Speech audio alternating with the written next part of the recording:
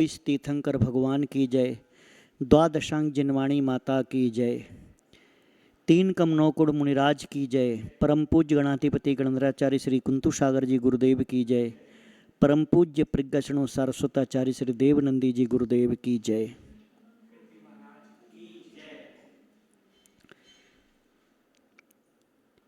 किसी ने पूछा कि किसी से सुना कि घर में अगर फोटो वगैरह है तो उसकी आरती नहीं करना चाहिए, क्योंकि आरती करने से कोई व्यंतर आदि आ सकते हैं।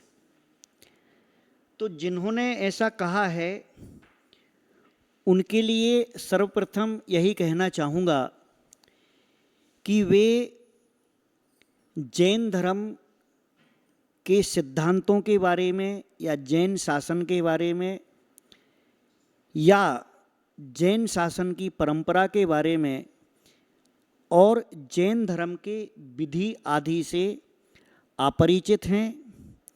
उन्हें इसका काखा गाघा ज्ञान नहीं है।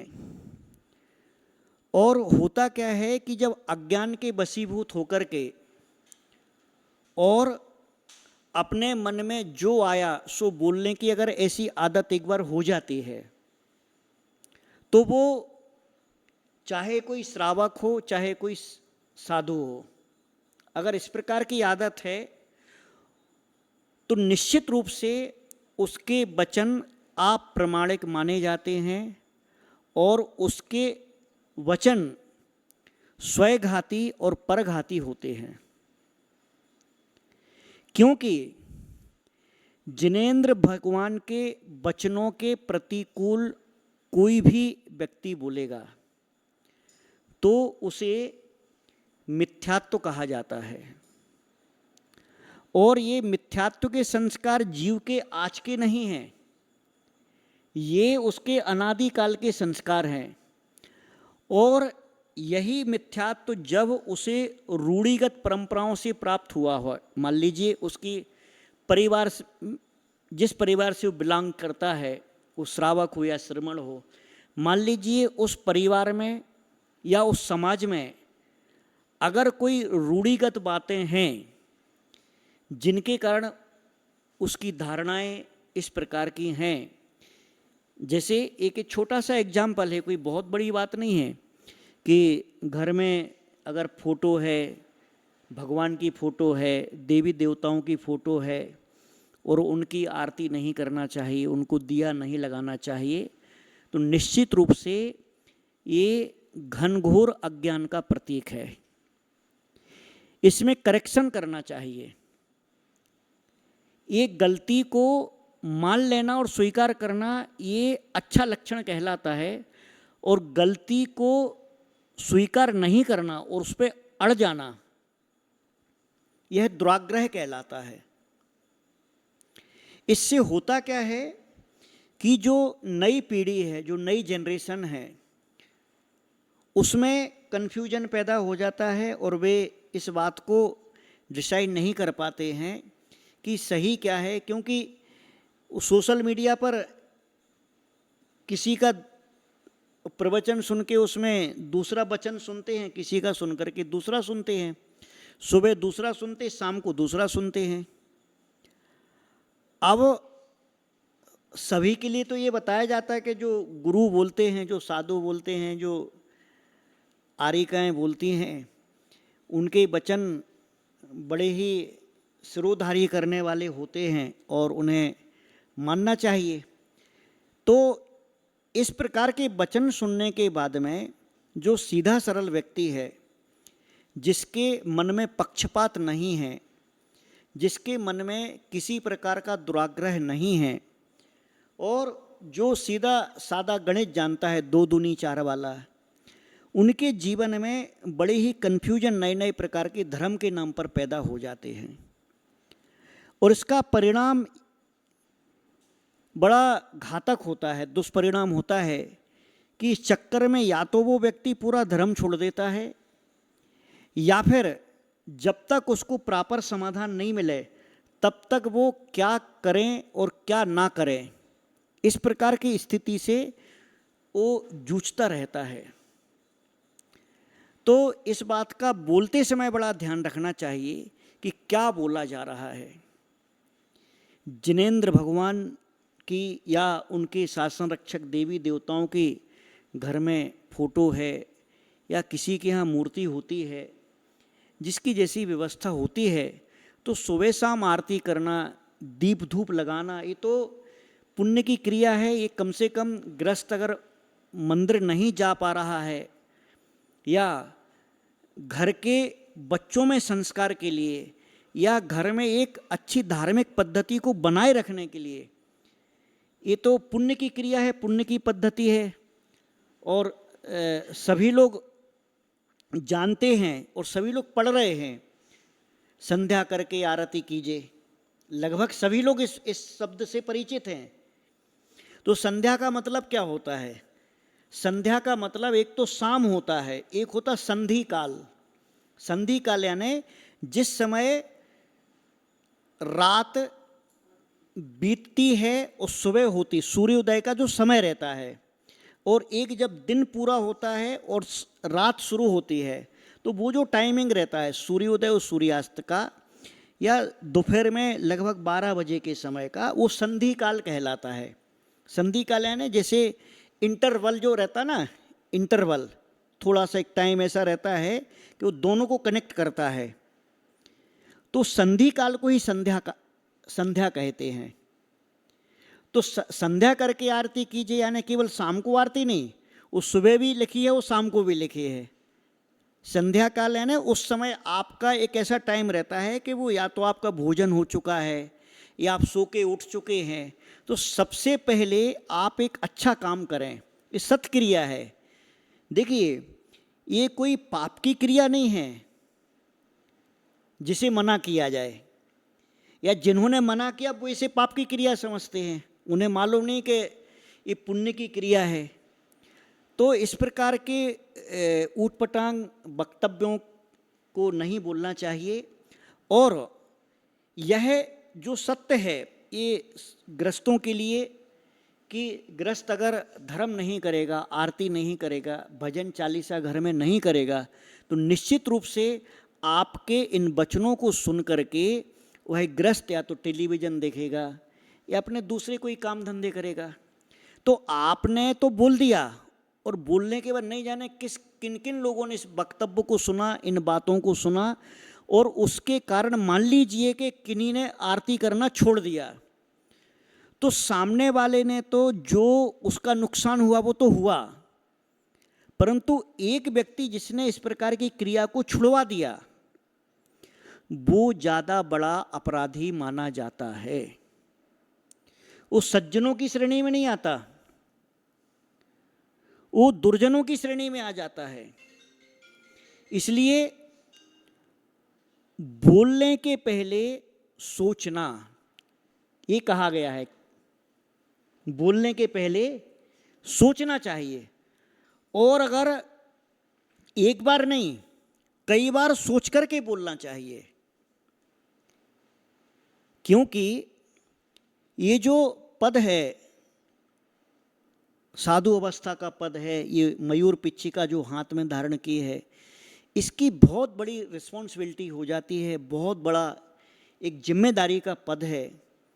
और इसमें कुछ भी कहीं भी किसी के लिए कुछ बोल देना, हो सकता है कि अगर आपका फॉलोअर है, आपको जानने वाला, वो मानने वाला है, वो आपकी बात को सिर माथे पर रख करके स्वीकार कर लेगा। आप भी गलत हैं, आपका फॉलोअर भी गलत है। परंतु जो व्यक्ति आपको सिर्फ एक गुरु की दृष्टि से देख रहा है या निर्ग्रंथ भेष की दृष्टि से देख रहा है, इस जैन शासन के प्रतीक स्वरूप आपको देख रहा है, वहाँ आपको ये विचार करना है कि आपके द्वारा बोला गया वचन कहीं ऐसा तो नहीं है कि आगम का अवरोध करने वाला हो, आगम का उपरोध करने वाला हो, आगम का खंडन करने वाला हो, या हमारी जो मूल पद्धतियाँ चली आ रही हैं उनका विनाश करने वाला हो। इसलिए बहुत सोच समझ के बोलना चाहिए, क्योंकि हमारे यहाँ पर ग्रस्त जाकर के शमशान घाट में भी जाकर के उन्होंने अपनी साधना संपन्न की है। तो भाई शमशान घाट में जाकर के जो साधना संपन्न कर रहा है तो घर तो उससे ज़्यादा पवित्र है, और घर में अगर आरती नहीं करेगा तो भैया पड़ोसी के मंदिर में जाकर के किसी और के यहाँ पर आरती करेगा क्या? और अगर आपके कहने से किसी ने आरती घर में छोड़ दी, विचार करो कि हमारे यहाँ पर एक दिया लगाने के लिए एक दीपक का क्या महत्व है। उस आरती के माध्यम से, उस भजन के माध्यम से या उस चालीसा के माध्यम से सब लोग कितनी देर बैठेंगे, वहाँ पर अशुभ कर्म से बचेंगे और शुभ कर्म करेंगे, पुण्य कर्म करेंगे। इसलिए इस प्रकार के निषेधात्मक वाक्यों को बोलने के पहले एक बार नहीं कई बार सोचना चाहिए। समझ में नहीं आता है तो नहीं बोलना चाहिए। बोल करके बोल वचन नहीं बनने का। मन में आया और बोल दिया, ऐसा नहीं होना चाहिए। विद्वान का लक्षण नहीं, ये आप विद्वान का लक्षण है और अज्ञानता का द्योतक है। इसलिए बहुत सोच समझ के बोलना चाहिए।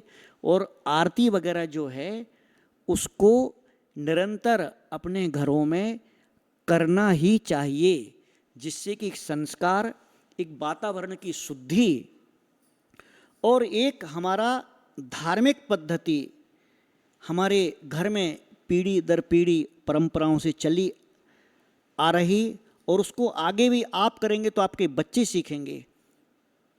इसलिए इस प्रकार की आरती आदि की परंपराओं को किसी भी हालत में बंद नहीं करना चाहिए। जैन शासन पर श्रद्धा रख करके इस श्रद्धा को साकार रूप में निश्चित रूप से आपको संध्या के समय या आपको जब सुविधा है, परिवार के लोग इकट्ठे हो जाते हैं, उस समय आपको आरती जरूर करना चाहिए। एक प्रश्न पूछा कि भाई भाई में आक्रोश बढ़ रहा है और भाई भाई में प्रेम कम हो रहा है। तो देखिए, सबसे पहले तो आपके लिए बता दूं कि इसमें सर्वप्रथम तो जिस काल में हम जी रहे हैं, पंचम काल में, कलयुग में, वहाँ यह जो काल है ये दुराचार प्रधान काल है। इसमें दुराचार, दुष्प्रवृत्ति या दुष्कर्मों का बोलबाला है। तो हम जिस माहौल में हैं, जिस परिवेश में हैं, और जिन चीज़ों को हम देख रहे हैं, चाहे वो टेलीविज़न का माध्यम हो, सिनेमा का माध्यम हो या न्यूज़पेपर आदि हैं, उनमें हम लगातार इन बातों को पढ़ते हैं कि लोभ के कारण, संपत्ति के कारण, मेन जो रीजन है, यानी मूल रूप से जो कारण निकलता है, उसमें ये दो कारण मुख्य रूप से निकलते हैं। थोड़ी सी संपत्ति के कारण या ज़्यादा संपत्ति के कारण, एक भाई का ज़्यादा धन हो गया या दूसरे का कम हो गया, या बंटवारा ठीक से नहीं हो पाया, या और भी कोई, जैसे अभी बहनों की शादी हो गई फिर वो भी अगर कूद पड़े, इस प्रकार के जो घटनाक्रम होते हैं, तो संपत्ति ही मूल कारण समझ में आता है कि वो संपत्ति को ले दे करके आक्रोश बढ़ जाता है। और वो आक्रोश इस कदर बढ़ जाता है कि कभी कभी तो मान लीजिए एक भाई का खेत है और दूसरे भाई का बगल में है, तो दूसरा भाई जो है ना, सौदाबाजी तीसरे से करता है। वो अपने भाई को नहीं बताता कि भाई ये मुझको बेचना है, तू ले ले अगर तेरे लिए आवश्यकता है। वो तीसरे से बात करेगा, फिर चौथे से इसको पता चलता है, फिर ये बोलता है, तो ये बोलता है कि भैया अगर दूसरे का 25 लाख रुपए एकड़ का था तो हम तुमसे 30 लाख रुपया लेंगे, या जो भी है XYZ, कोई घर की संपत्ति है, घर का प्लाट है, वो आपस की जो खुन्नस रहती है, आपस में जो आक्रोश, वो इस प्रकार का रूप ले लेता है कि व्यक्ति प्रेम और सौहार्द भूल जाता है। तो इसलिए धीरे धीरे धीरे धीरे आपस में प्रेम का लेवल घटता जा रहा है। जबकि एक माँ से जन्म लिए बच्चे, एक ही माँ के जन्मे हुए लड़के हैं, लड़कियां हैं, आपस में भाई बहन, बचपन में खेले कूदे सब हुआ, और कभी कभी तो देख दूसरों की बढ़ती। भाई एक ने अगर प्रोग्रेस ज़्यादा कर ली तो वो ईर्ष्या का ऐसा भाव उत्पन्न होता है कि यार इसने प्रोग्रेस क्यों कर ली ज़्यादा। तो वो प्रोग्रेस, जबकि आप भी स्वतंत्र हो भाई, आपके लिए किसी ने रोका थोड़ी है कि आप मत प्रगति करो भाई, आप बिजनेस मत करो, आप धंधा मत करो, आप भी कर लो। परंतु अगर किसी के भाग्य ने, मेहनत ने उसका साथ दिया और वो आगे बढ़ गया, तो दूसरा ये सोचता है ये आगे क्यों बढ़ गया। माने अड़ोसी पड़ोसी से भी ज़्यादा वो घर के लोगों, भाई भाई में ऐसा हो जाता है कि यार ये आगे कैसे बढ़ गया। तो ये ईर्ष्या, ये आपस की ईर्ष्या जो है, जलन, इसमें उसमें भी अगर रिश्तेदारों ने कान भर दिए किसी ने, तो फिर समझ लो वो घी में आहुति हो गई, होम। पहले जो थोड़ी अग्नि जल रही थी, फिर उसका होम हवन शुरू हो जाता है, रूम फट स्वाहा। क्या? तो इसलिए जो है ना, इसमें इसका जो समाधान है, अगर हम अपने बचपन को देखें या हम अपने माँ बाप को देखें कि देखो हम एक ही माँ से जन्मे हैं, एक ही पिता की संतान हैं, बचपन एक थाली में भोजन करते हैं, और ये सारी चीज़ें होने पर भी हमें इन चीज़ों से, वो सिर्फ थोड़ा सा रिवर्स गियर अगर हम लगाते, फ्लैशबैक में जाते हैं, तो बचपन की यादों को देखते हैं कि देखो हम साथ में खेलते थे, कैसे भी हमने दिन निकाल दिए। भाई पहले से तो हमको ज़्यादा मिला है बचपन में, जो जैसे गरीबी देखी, बाद में बड़े बन गए। पहले 2 कमरे का या 4 कमरे का घर था, उसमें 14 मेंबर रहते थे। अभी सबके अलग अलग मकान हो गए, बड़े बड़े हो गए, सबके अपने अपने सेपरेट बिजनेस हो गए, सबके बच्चों ने पढ़ लिख लिया है या बच्चे बिजनेस संभाल रहे हैं। तो वो इसमें खुश होना चाहिए कि मेरा भाई पास्ट जो था वो तो बड़ा कष्टपूर्ण था, अभी प्रेजेंट टाइम मेरा अच्छा है। अब इसमें भी क्यों ईर्ष्या करने का, इसमें भी क्यों द्वेष करने का, इसमें भी क्यों बेमनस करने का, वो भी आपस में भाई के प्रति। इस बात को अगर थोड़ा सा ठंडे दिमाग से हम समझते हैं, और कभी कभी इसमें जब बोलचाल बंद हो जाता आपस में, वो समझ लो कि पहले था अचार, और बोलचाल बंद होने के बाद में बन जाता मुरब्बा। तो बोलचाल बंद नहीं होना चाहिए, कैसे भी करके। देखिए क्षमा वाणी आती, हम उनसे क्षमा मांगते हैं जो हमारे मित्र हैं। हमको क्षमा किसको मांगना और किसको करना चाहिए? जो आपस में हमारा मनमुटाव है या बोलचाल बंद है। तो मनमुटाव अगर हमने दूर कर दिया है तो एक दिन की क्षमा वाणी नहीं होती, वो लाइफ में हमारे प्रतिदिन होना चाहिए। हम उन लोगों से बोलचाल शुरू करें जो हम क्लोज्ड हैं, जो आपस में हैं। वो कभी अहंकार आ जाता है, कभी ईर्ष्या आ जाती है, कभी संपत्ति आ जाती है। कारण सिर्फ यही हैं।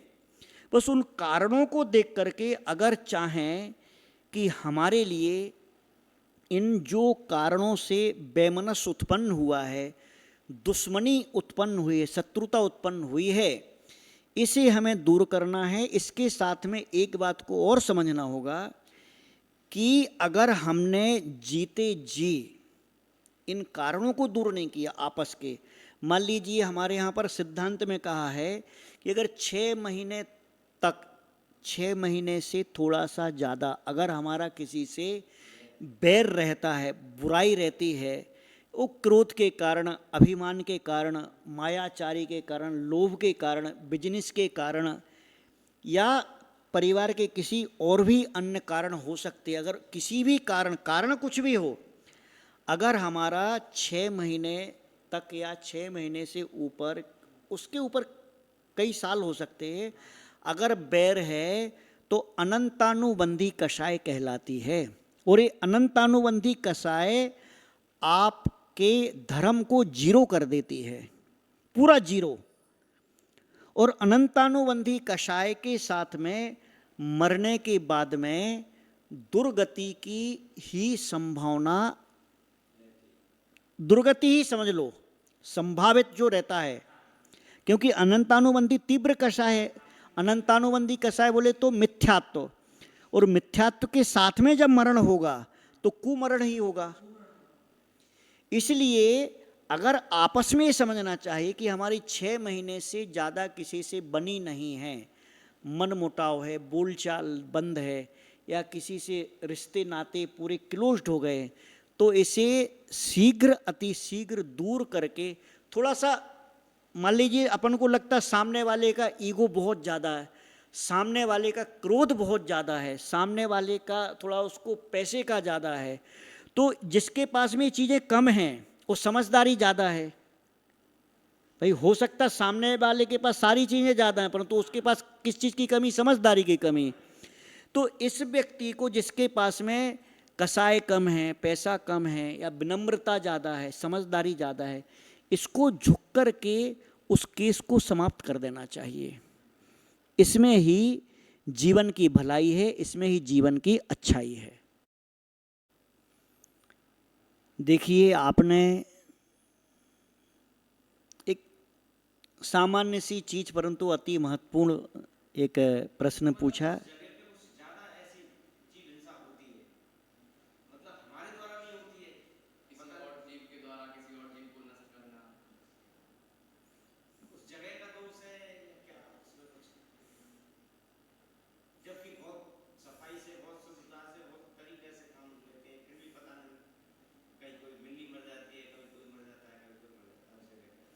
तो बिजनेस किस चीज़ का है?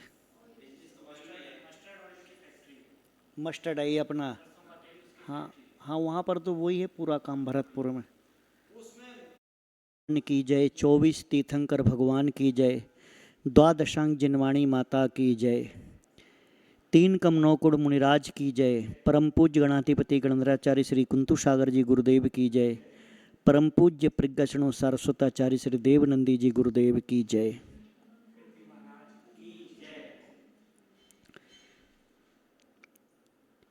किसी ने पूछा कि किसी से सुना कि घर में अगर फोटो वगैरह है तो उसकी आरती नहीं करना चाहिए, क्योंकि आरती करने से कोई व्यंतर आदि आ सकते हैं।